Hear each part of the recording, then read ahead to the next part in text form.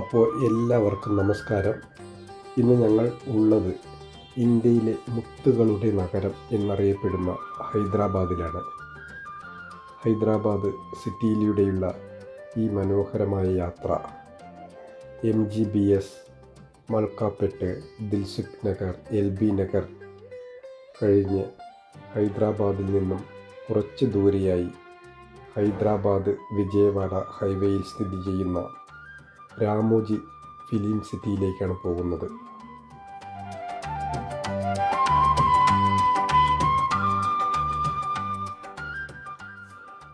ആ കാണുന്നത് അകത്തേക്കുള്ള main കവാടമാണ്.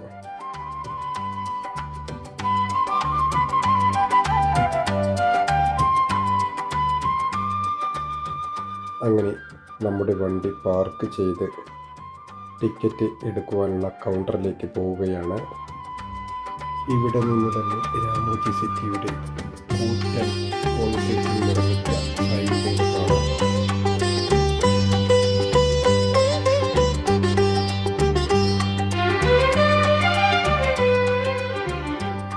Ticket എടുത്തു കഴിഞ്ഞ് ടിക്കറ്റ് കൗണ്ടറിൽ നിന്ന് ഒരു 8 കിലോമീറ്റർ ബസ്സിൽ ഉള്ളിലോട്ട് യാത്ര ചെയ്താലേ രാമോജി സിറ്റിയുടെ മെയിൻ സർക്കിളായ യുറേക്ക ഫൗണ്ടൻ സർക്കിളിലേക്ക് എത്തുകയുള്ളൂ.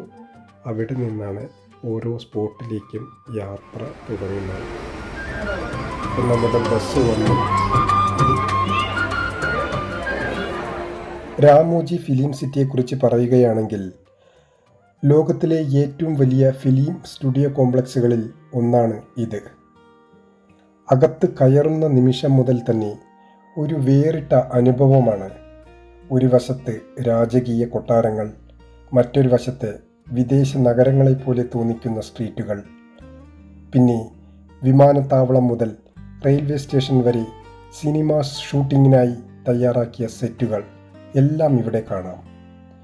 ഇവിടെയുള്ള ഗാർഡൻസും ലൈവ് ഷോകളും സ്റ്റണ്ട് പ്രകടനങ്ങളും കുട്ടികൾക്കും കുടുംബങ്ങൾക്കും വളരെ ഇഷ്ടപ്പെടുന്ന കാര്യങ്ങളാണ്. ഓരോ കോണിലും ഫോട്ടോ എടുക്കാൻ തോന്നുന്ന മനോഹരമായ സ്പോട്ടുകളുണ്ട്. സിനിമകൾ എങ്ങനെ ചിത്രീകരിക്കപ്പെടുന്നു എന്നതിൻ്റെ ഒരു ചെറിയ ലോകം നേരിൽ കാണുന്ന അനുഭവം തന്നെയാണിത്. ഇവിടുത്തെ ടൂർ ബസ്സിലൂടെ വിവിധ സെറ്റുകൾ കാണിച്ചു തരുന്ന അനുഭവം വളരെ രസകരമാണ്. ചില സെറ്റുകൾ ഒരേ സമയം ആശുപത്രിയായും കോളേജായും എയർപോർട്ടായും മാറ്റി ഉപയോഗിക്കുന്നതൊക്കെ കാണുമ്പോൾ സിനിമയുടെ മാജിക്ക് മനസ്സിലാകും. ഫുഡ് കോർട്ടുകളും ഷോപ്പിങ്ങിനുമുള്ള ഇടങ്ങളും റൈഡ്സും ഉൾപ്പെടെ ഒരു മുഴുവൻ ദിവസം ആസ്വദിക്കാൻ പറ്റുന്ന രീതിയിലാണ് എല്ലാം ഒരുക്കിയിരിക്കുന്നത്. കുടുംബത്തോടെ സുഹൃത്തുക്കളോട് ഒപ്പം വരാൻ പറ്റിയ ഒരു പെർഫെക്റ്റ് ഡെസ്റ്റിനേഷൻ തന്നെയാണ് ഈ രാമോജി ഫിലിം സിറ്റി. അപ്പോൾ ഇവിടുത്തെ സ്റ്റാർട്ടിംഗ് പോയിൻ്റായ യുറേക്ക ഫൗണ്ടൻ സർക്കിൾ എത്തിയിരിക്കുകയാണ്. ഇനി ഇവിടെയുള്ള ഈ സവാരി ബസ്സിലൂടെ യാത്ര ചെയ്ത് ഓരോ വീഡിയോകൾ കണ്ടാസ്വദിക്കാം. നന്ദി, നമസ്കാരം.